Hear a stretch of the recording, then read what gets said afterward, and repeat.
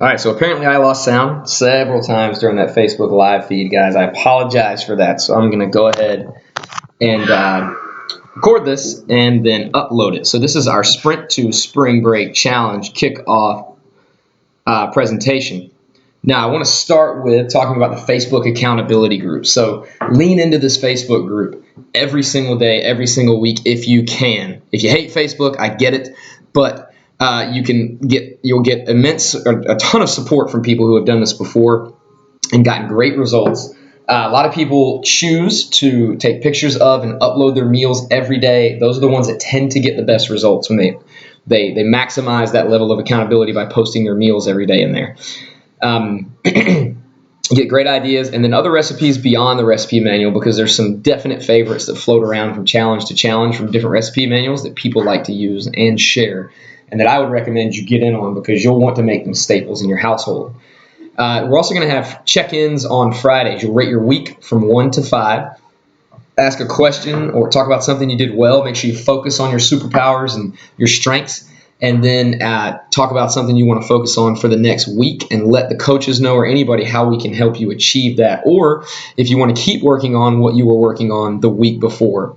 The main thing is to keep that action step very small and consistent, unless you feel like you've absolutely nailed it and you want to move to something different the next week. Also, we're going to challenge the heck out of you to plan your meals in advance and do as much prepping for your meals ahead of time as you can. This is the ultimate predictor of fat loss success, muscle gain success, feeling good, whatever it might be, saving time, making this thing easier. And you're going to get different people do it different ways. You're going to learn some about this in the MyCoach app, which we're going to talk about next.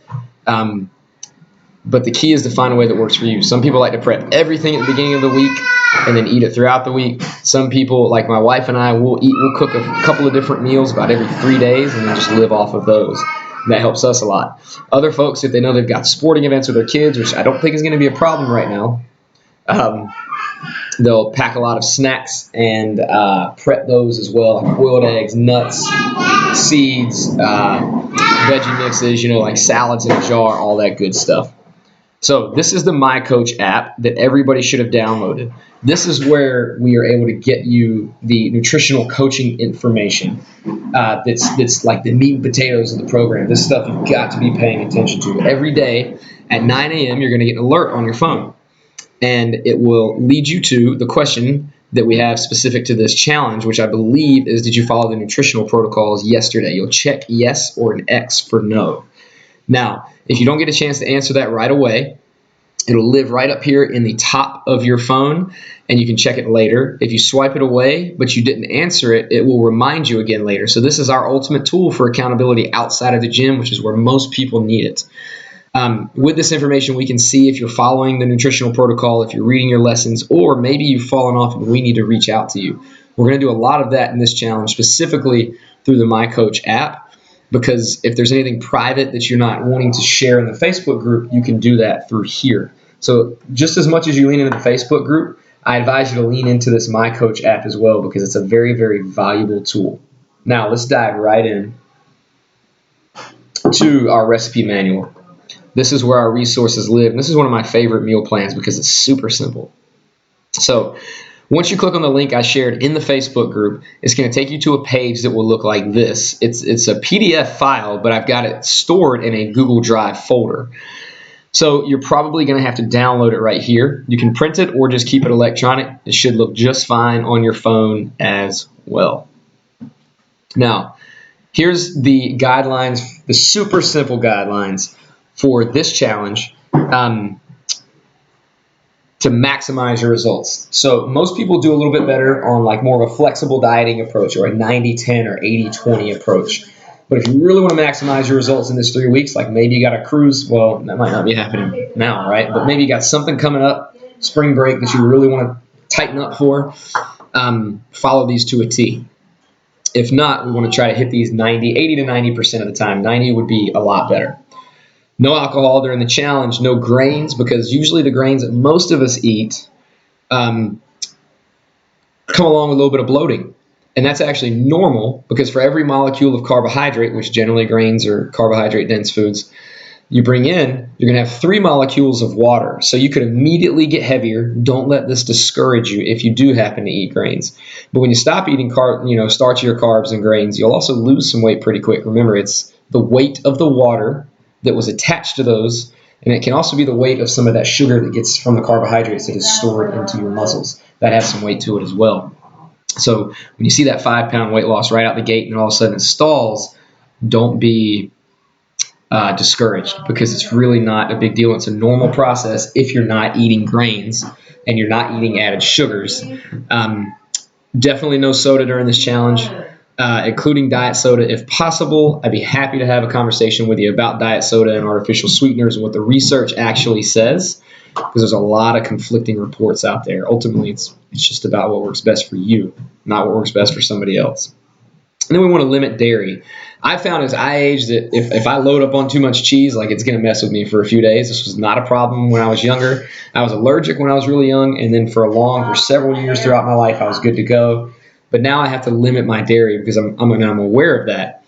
And as I said in the Facebook Live, cheese can often act as a salt and pepper on a meal, and it's very, very calorie dense. So eliminating stuff like that, or really attempting to limit it, can be a massive game changer for you in terms of how many calories you're bringing in, which we're going to talk about in just a minute. This is week 1's meal plan and one of the recipes.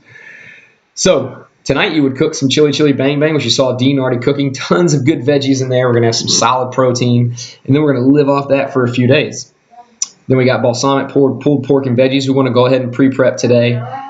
These this is like a sort of a casserole sort of thing you could have prepared and eat left over, or you might have time to make something like this each morning. It just depends on your schedule, but you just keep it consistent. That consistency and repetitiveness to your food will help you eat a consistent amount of calories each day, and then by the end of the week, it should average out to a deficit. Not only that, which is important for fat loss, but not only that, but this is a lower carbohydrate, higher protein meal plan, which for most people is adequate because they're just not that active throughout the day outside of their workout. So we just don't need a lot of extra carbohydrates. And we're going to talk more about that here in a couple of slides. But if you follow this meal plan, you will lose fat and possibly gain muscle as long as we're getting enough protein. So 0.5% body fat lost per month is considered good or average, right? This is what's actually a sustainable amount of fat loss. 1% per month is considered like off the charts excellent. Now, if you're newer to our program, or maybe you've really just fallen off hard as a regular BFP member, you might see results quite a bit more or better than that, which is great. It's absolutely awesome. It doesn't mean you can't maintain it. If you hit 90% or better on those nutritional protocols, I promise you'll get those results. But 0.5% per month, that over 6 months is going to drop your body fat percentage by 3%. That can absolutely change your life, your health profile, and how you feel and how confident you are. So if this is what you see, I want you to understand that there's no reason to be discouraged. This is a good number to hit on our InBody machine. Make sure you get on here at the latest on Monday, and then we get back on here April 3rd or 4th. April 4th is going to be our finale. So you got multiple opportunities to win this year. You can win a prize by being the person that loses the highest percentage of body fat, or the person that gains the most muscle. And we'll have awards for guys and gals as it pertains to that. The finale party is April 4th at 10:30 a.m. So we're going to have some yoga. I got another special little thing planned in mind for that day. So I hope that everybody puts April 4th on their calendars and can be there for this. Because we'll have food and we'll have a good time. But I want to change it up a little bit and make it a little bit more fun, especially as we head into summer when people start to slack off a little bit on their fitness. So mark that on your calendar. Now, this is an anytime meal. I've been using this for years, and it's because I know that it can work. If you actually stick to this, if you follow our recipes, you'll be right in line with this. Focus on protein. Ladies, 1 palm. Guys, 2 palms. Healthy fats, 1 thumb for ladies, 2 thumbs for guys. And then veggies, as many fists as you can get. Piled high fists of veggies on a plate. These are for meals not directly after your workout, and we've got non-calorie containing drinks. If you can eat slowly, put your fork down between bites, have a meal with somebody where you know you're going to have a conversation. And stop eating when you're 80% full. Those are two absolute game changers that we don't address enough in our society because we're always on the go. It can make a big difference because we know that it takes a good 15 to 20 minutes of our brain to realize that we're full based on what it's getting from our stomach, signal-wise. So slow down. I know I'm talking fast because I don't want to take up too much of your time on this Sunday, but slow down. Save the starchy carbohydrates like rice, bread, for after your exercise. Focus on whole foods. It'll help keep your calories down and your nutrients up, which is vital. If you can eat local and organic, that's great. If you can't, don't stress about it. And then shift to a smaller plate if your goal is fat loss. Again, we're trying to make sure we're in a deficit, so a smaller plate might help you. Post-workout, here we can get, a full half a plate of veggies and fruits, but it's a little bit less of veggies because we're going to increase your protein intake here. Plenty of protein post-workout, and we can add in a small cupped handful of starchy carbohydrates. Again, non-calorie containing drinks. And generally, your largest meal of the day should happen after you exercise, regardless of the time of the day. If we're regulating our calories or we're following this meal plan or this anytime versus post-workout meal, more than likely, it won't matter if you have your biggest meal in the evening. Here's an example for you. Guys, anytime meal, we've got our healthy fats, veggies, and proteins. After a workout, we've got our starchy carbs. Ladies, here's your healthy fat, protein, veggies. Here's our starchy carbs right here. As far as water goes, the goal is to drink about an ounce per pound of body weight. However, it sends everybody to the bathroom like every 5 minutes. So if you can, just carry around a bottle of water or a container of water throughout this challenge so that you're more likely to bring in adequate water during this challenge. So that is the end of this presentation. Now, for my regular members, I want to go into something that's a little bit more advanced. And a lot of people ask about how to count calories. Should they be counting calories? For a lot of people, for 90% of the people I've worked with over the last 7 years at Breakaway, and I've worked with many other people before that because I've been in this industry since about 2008, they don't count long enough or they don't track diligently enough for this to be of value. And that's why we don't recommend it very often. However, if you really stick to this, it can be a massive game changer for you, whether you track for a week, whether you track for 2 weeks, which is where I try to get most people at a minimum, or you just track all the time, or maybe you just track during a challenge. There's benefit to be had. So if we're going to let's start with the basics. We have to burn more calories or bring in less calories than we consume to lose body fat. Otherwise, our body has no reason to get rid of that body fat. Even if you're eating a ketogenic diet and people talk about utilizing ketones for energy, which is going to help burn fat, you still will not burn more than what is required to replace what you've been doing if you don't eat a little bit less. So you can overconsume calories on that type of diet regardless. So these are some general recommendations for most people. And when I say these recommendations, know that they include exercise. So you don't count your exercise calories when you're counting calories because most people just eat their way through them. So starting at body weight times 10 is going to be fairly low, but it will work. Body weight times 12 if you're exercising at least 3 days per week. I know I have non-exercise or exercise days, but that's probably more complicated than it needs to be. Now you can also do body weight times 11. That's a good fat loss number as well for most people. But again, these numbers are bringing into account your exercise calories, so you don't count those when you're counting. If you're trying to maintain, 13 or 14 is pretty solid. If you want to gain weight, 16 to 18. Now, step 2 is to create your meal plan and then customize your perfect day to fit your lifestyle. That's what we gave you in that meal plan. You can always move that around a little bit. We can get into setting a calorie goal, looking at how many calories are in each meal you have planned out and eating according to that, which would be level 1. Or you can track through an app like MyFitnessPal or Fitbit. I like Fitbit because it pulls things from my watch. But the main thing you want to be able to do here is you have to track every single thing. If you bite it, you better write it or track it. And if you drink it, you better ink it or put it into your phone.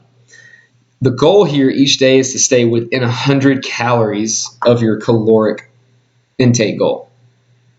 So you got a little margin there for error. You don't have to be super neurotic about it. If you're tracking grams of protein, stay within 10 grams of that. If you're looking at percentages, 30% to 40% protein works great for almost everybody. I promise you, 30% is a great number. However, if you've never done this before, just focus on calories. You don't have to look at both. Now, again, if you've never done this, it might not be your time to do this. If you're brand new to one of these challenges, I don't recommend going head all in and counting calories. Just follow the meal plan or the anytime and the post-workout structure meal plans, and you should be good to go. And honestly, most people, even if they've been tracking, would probably be good to go with that as well. But I'm giving you the opportunity to learn a little bit about it. This is something that I've done very diligently for a long time, and I have plenty of advice to give on it, what works, what doesn't work, and how the overall most important thing as I go through these tips for success is that you stay consistent. That is the most important thing. So tips for success: turn the activity calorie trackers in your watches and apps off. Only measure versus calories burned without exercise, and this will keep you from trying to eat your way through those calories and lead to faster results. Don't make a major cut in your calories right at the start. The same goes for a major move up in calories as well. Make small changes like 150 to 250 calories per day, whether you're moving up or down until you hit your goal. So if you just feel like you're absolutely starving, bad idea to cut a ton of calories. Up that a little bit so that it can help you out and you'll be more likely to be successful. Start with simply tracking intake for the first week or 2 weeks just to become more aware. So don't set a goal. Don't try to stick to a goal. Just start tracking, see where you're at. When you do it, you should begin to become mindful of how many calories are in most of the foods you're eating and how they affect your overall plan and goals. You might not always need to track, but it doesn't hurt, and you can always take the sprint walk method. So where you go all in for like 3 weeks during this challenge, and then you relax a little bit after that. But you come out with a habit that you know you can always fall back on, or you're a lot more mindful of what you're bringing in each day. Now, if this is probably the most important part, if it's not convenient, it's not going to work or it's not going to be consistent. So be as repetitive as possible with your meal choices, like we've built into your meal plan, in order to minimize the time required and to simplify the process of your meal prep and of your data entry. Very important. Be as repetitive as you're willing to be with those foods. You could cook 2 or 3 meals and just rotate them through. You don't have to eat the same thing every day. You can rotate those in and out. I do that quite often. The key is to just stay consistent with those meals. Now, this is the kickoff for the Sprint to Spring Break Challenge recorded version. I know I went live earlier. I went a little longer in that one. But if you have any questions, post them in the comments below this video. I'm always here to help, guys. I want everybody to be successful. Coach Silas, Coach Jay, Coach Nick, we're all here for y'all. Stephanie as well. And, of course, my wife Melody is here as well. So if you need anything, if you have any questions, throw them in the group, throw them on the app. Just let me know. Otherwise, guys, let's get going. It's time to prep that food. Go.